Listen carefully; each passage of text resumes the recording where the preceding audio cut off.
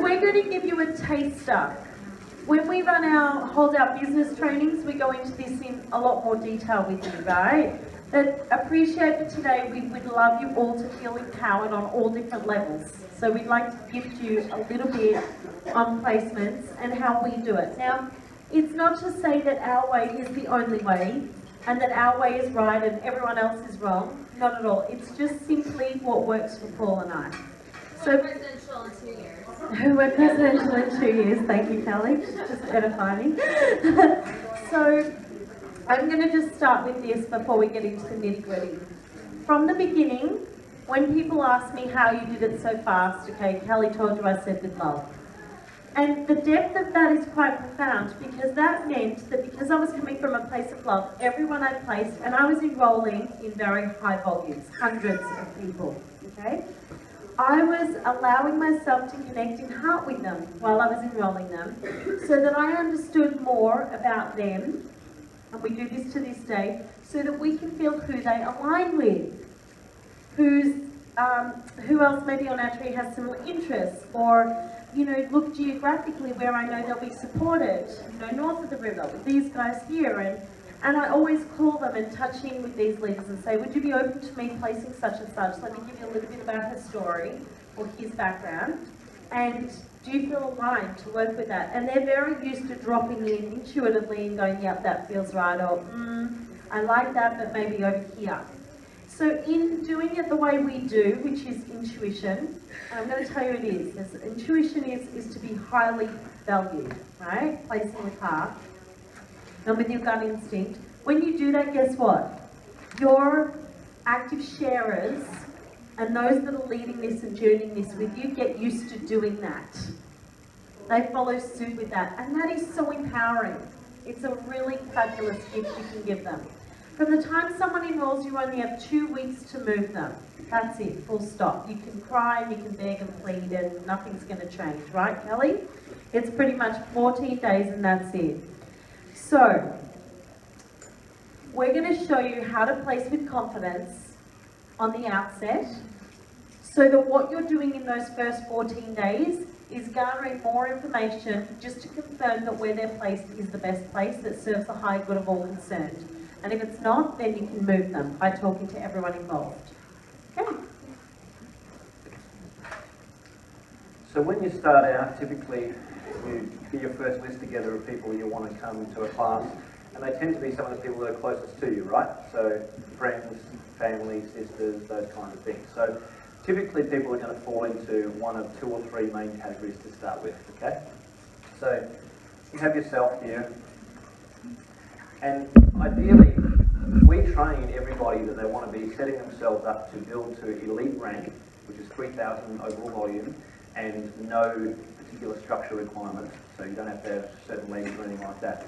But we aim to build to elite with 2 legs, okay? The reason is why. Setting up the premier, okay? So you're setting yourself up from the very beginning for rank advancement, rather than getting yourself to the point where volume's coming in thick and fast in one leg, but rank advancement is actually being hindered because your structure isn't right. So we want to set up straight away for this kind of a scenario from day one, where we're aiming to reach this 3,000 volume with 2 legs. Now, who's got absolute balance in their legs? Where you've got... Oh, relax your about it straight away. No one does. Out of all the people that I've mentored and helped and looked at their tree for them, no one has a structured, balanced tree across all their legs. In fact, even Kelly, I know that you've got one because it amounts to like maybe nearly 2/3 of the overall volume type thing. So it happens to all of us. So relax yourself about trying to get, this is so tinny now, isn't it? Relax yourself about trying to get equal volume in there. But what you want to do is at least have 2 legs going from the beginning. So typically you'll find that these start out with something like a family leg and a friend's leg is what we aim for. Fairly quickly you want to be developing that 3rd one, but not until you've done a few classes and you've got some volume coming into these 2 legs here, okay? So the 3rd one is it's almost your miscellaneous, but it might be a sporting club, it might be some other area where you have this ability to capture people that you know already. Okay? Most of us have one of those, whether it's a sport that you attend or a kids thing that you do, like Scouts or something like that, in Michelle's case, something like that. Okay? So we're aiming to get these legs to maybe something like, ideally, 1,500 and 1,500, but guess what? Never happens. So even if we've got it at, say, 2,000 and 1,000, we hit a league, but we're fairly set up already for Premier, aren't we? Because all we're looking for now is to get ourselves to our 5,000 overall volume and increase this by another 1,000 over the next few classes. Okay, so that's placements really 101. So we want to be looking at these kind of legs. We tend to say don't put family in separate cross lines to each other, because what you'll find is that they're almost competing for the same people because they know all the same people. Okay, so if you're going to enrol a mum and a sister, a couple of sisters, well then we would do mum, sister, something like that would be what we would do, so that each of them are benefiting from the relationship of everybody that they know. Okay, pretty simple and basic. Now, who places people when they enrol and puts them straight on their front line and then realises that you've got the 14 days to work out where you want to put them? So who puts them on the front line first? Sometimes, yeah. So we do hear a lot of people do that, and I would encourage against that practice. It's sort of using up one of your move already, if you like. And that's one of the reasons we love the wellness consult and the concept of being able to do that and get out and do those wellness consults inside that first 14-day period, because you've done that. It gives you the opportunity to have one-on-one discussion with people to find out, oh wow, she actually really wants to hold a class. I might not have put her in the right place, but I can move her. Okay? But if you're just putting them on your front line first before you place them, you're actually not honing your skills and intuition about effective placements, where you're putting people in right groups and those kinds of things. You're just sort of putting them there and you think, okay, they're enrolled, their kit's on the way, job done, I'll think about that when their 2 weeks is up, and what happens is you're only thinking about time then. You're thinking 8 days to go, 6 days to go, 2 days to go, oh, got to move, we've got to put them somewhere. So instead of spending all your time thinking about, okay, where would this person grow best? If this person was to start sharing, which team would they grow best in? Where would they get the best support? Where's the most like minds in there? You're not thinking about that, you're just thinking about time. So we encourage people to try and hone their skills and intuition about placements by making that placement decision first and then moving it. And you'll find that 70 or 80% of the time you just know where they should go, and it's only that other little bit that you need to really rack your brain and maybe seek some upline advice about placements. And I would say that early on, go and get as much upline advice about placements when you enrol someone as possible. Hey, just enrolled somebody, I'm thinking here, what do you think? And get that from people who've got more experience, rather than placing them all and going, okay, wish I hadn't done that. Jump in any time if you've got any other tips that we want to talk about. Something that really helped me when I was placing from the beginning was having conversations as much as I could with these people here, and then with their two that they started creating under them. And I would do that at classes and really get to know them, so that I could get a really strong sense for whomever I enrolled, where I could start placing them. Yeah? And that would help to, A, give them consolidation of their legs, but also would help me understand that they would be best looked after by people with their similar interests. Because for longevity, that's what you want to be looking for. And this is a key reason why we don't teach to build the power of 3. You'll never hear Paul and I teach to build the power of 3, because power of 3, it's almost like this plugging system. I'll just put this here and this over here, because that'll get me my 250 power of 3. What happens is it's not treating them as a soul, as a being. It's just putting them in and they're just a number, right? Power of 3 will happen organically, I can assure you. We receive our second lot of power of 3 up to 250. So, 1,500 here, plus another 250, and on our way to the next 1,500. And yet, we never built the power of 3, right? We built with heart. We built out of which like minds and like activities and like groups can we put together. Does that help? So the more that you get to know these people, and what helps is things like doing fun things together, like the making tapes. You get to know each other really well there. Doing activities like the passion test.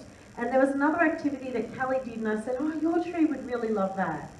Whatever it was, and Natalie straight away was like, yeah, because I know her tree. I don't know every single person, but I know the energy of them, and I know her main leaders.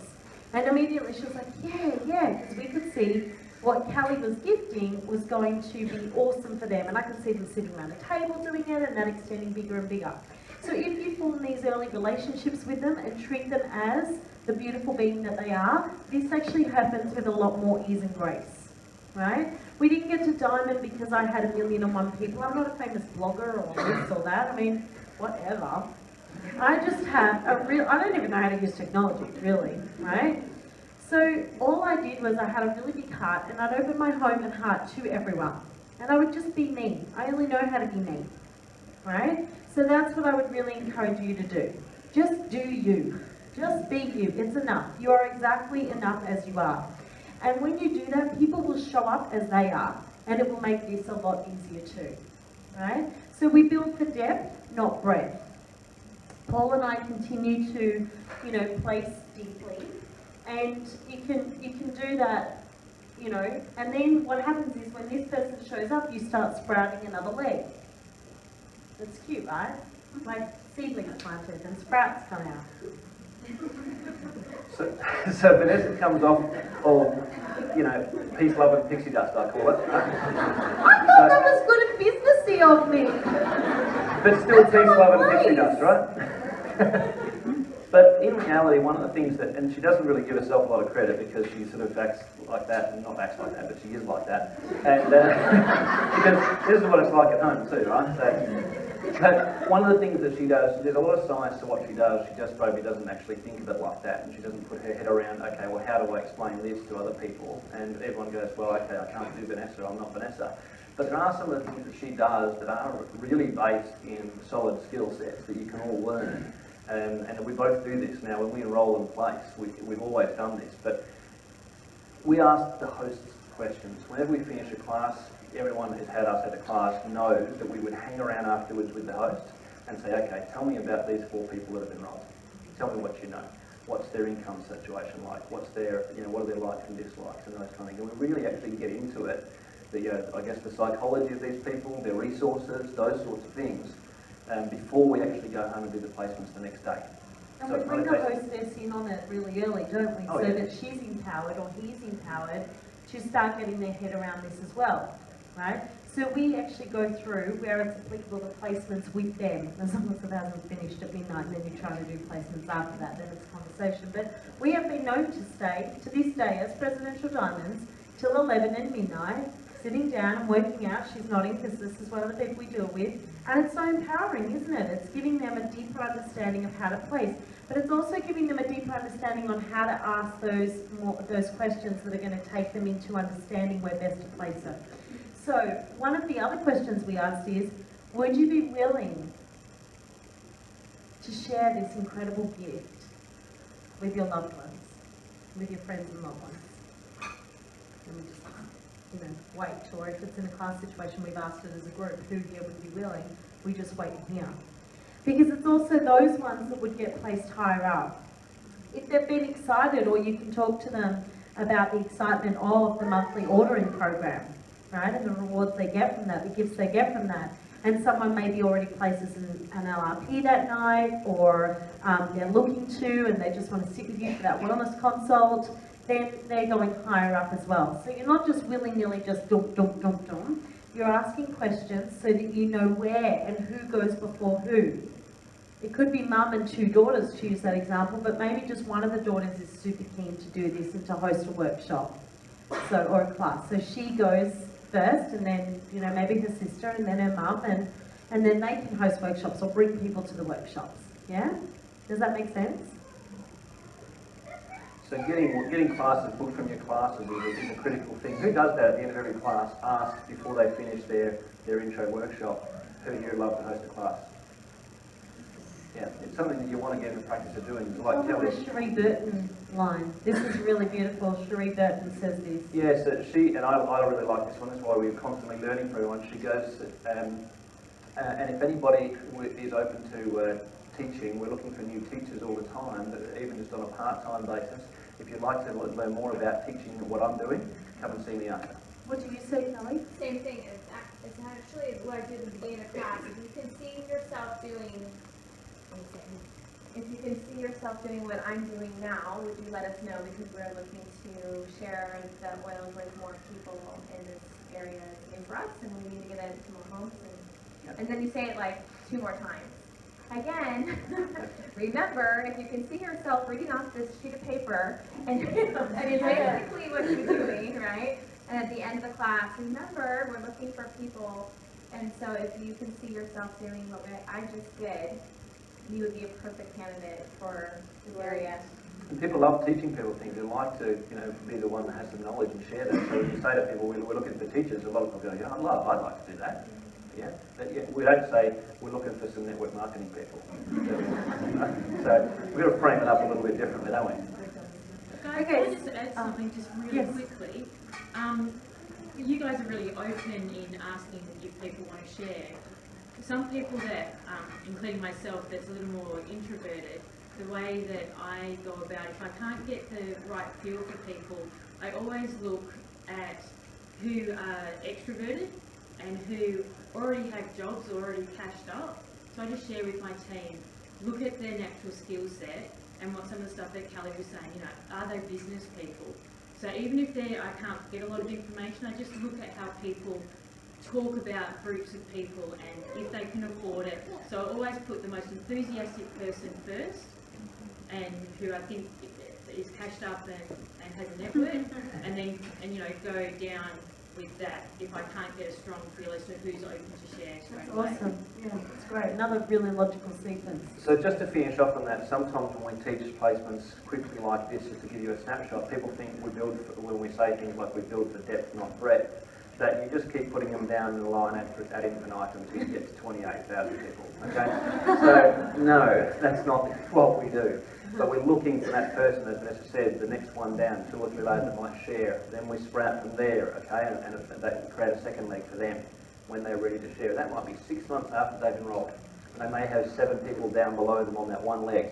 But then we start straight away a second one, okay? Yeah. Okay.